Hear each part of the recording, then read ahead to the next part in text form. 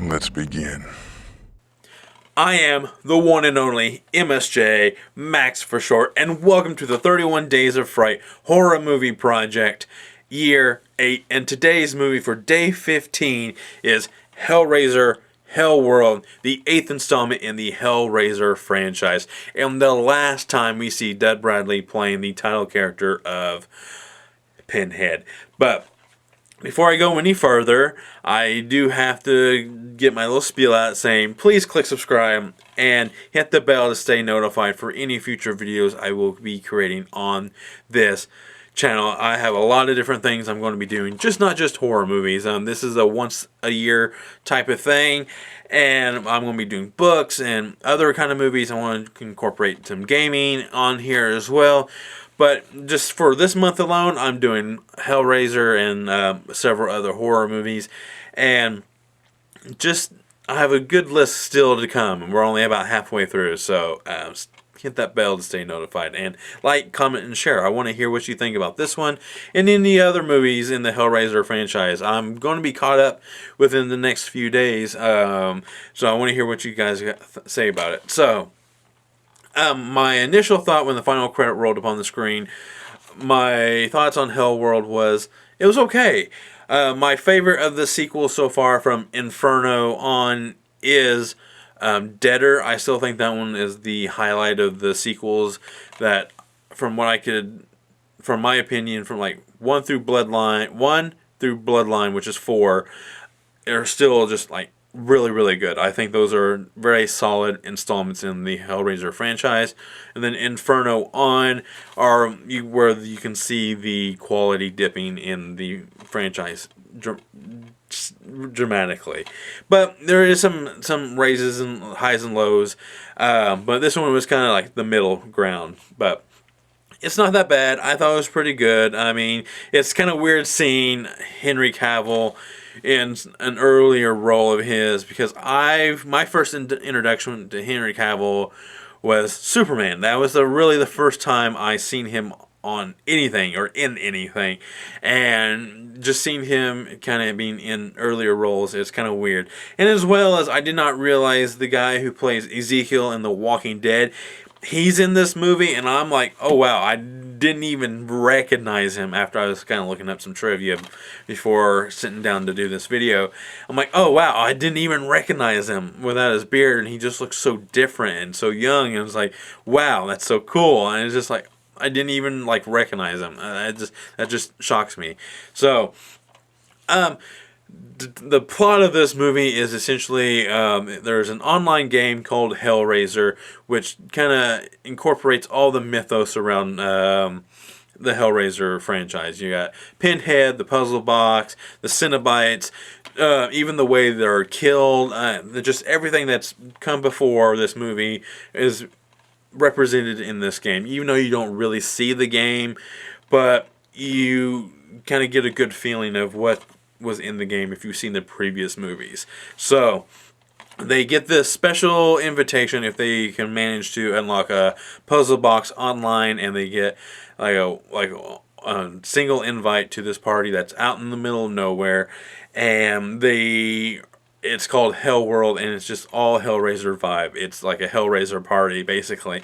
And all these friends are all interconnected because they feel the guilt of one of their friends who takes this game a little too serious, who committed suicide just 2 years prior.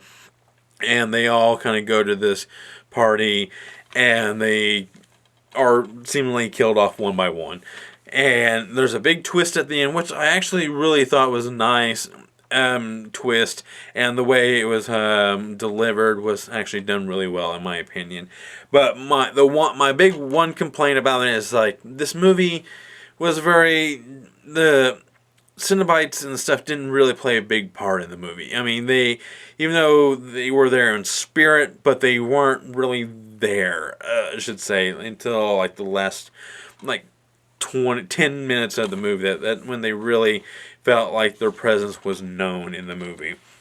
I shouldn't even say 10 minutes, a little less than that, to be honest with you. But it was still a decent movie. I liked how they acknowledged that the previous movies are like in this game, And it's just the graphics in this is really good. It's a little bit lower key, a little bit more subtle and not over the top. Even though some of the gushing of the blood and stuff like that's a little over the top. But the kills aren't elaborate, but they fit really well, so they don't seem too over the top. So, my rating for this movie is going to be a 1.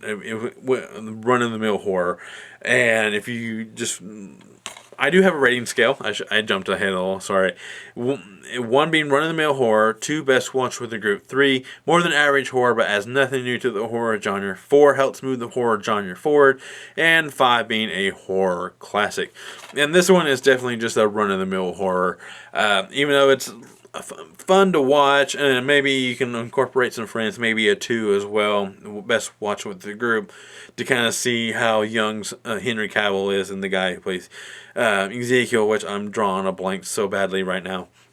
But and it's just a lot of fun. It just seeing him, I can't get over that. So that's like really the big highlight of this movie, to be honest with you. But Dud Bradley, once again, the highlight of the movie, even though he's in this very, very little. And even though he has a very strong presence in the film, regardless. So, I cannot wait to get to the final 2 movies. Like I mentioned in the top of the video, I can't wait to see how the new actor takes over the title character of Pinhead. And I kind of wonder why Dud Bradley chose not to. So, I think as of right now, like I mentioned, the Hellraiser sequels aren't that bad. I was expecting them to be really, really atrocious and just really downright terrible, like not even like worth watching. And I've kind of don't believe that, and I kind of see there is some good things about the sequels, even though there might be little bits here and there in each movie. But overall, the sequels aren't that bad, to be honest with you. But I'm maybe eating those words in a big bad way when I watch Revelations and Judgment in the next few days coming up. So, that's my review for today. I think just like the scare factor was good. It had some decent moments in there. The acting had Lance Henriksen, he from Alien, and Man's Best Friend. I seen because Cinema Massacre talked about that movie. That was kind of fresh in my mind. He's an horror icon himself. Terminator. Just Lance Henriksen is just a phenomenal actor as well. So, and he's really good in this too. So I forgot to mention him. But what else is I'm forgetting real quick? The practical effects are pretty good. All right. I gotta talk about the special effects real quick, which is the CGI towards the end of the movie. There's a really cool death at the end of the movie that I thought was done really well, and then they showed, if you ever seen Resident Evil or played the games where the laser grid is kind of happening and this person kind of gets cut in half, and it's kind of early version of that a little bit, and it's not done very well, and they have a really kind of close-up of the body in question, and it looks so ungodly fake, and because it's supposed to be in a dark room, and the blood on and like this particular body part, it seems to be very bright all of a sudden, and it kind of threw me off a minute. Like, wow, that's should have been a little bit darker, So it's weird. That's it. That's really I'm rambling on too much. As always, I am the one and only MSJ, Max for short, and click subscribe, hit the bell, click like, comment, share, all that good stuff, and goodbye.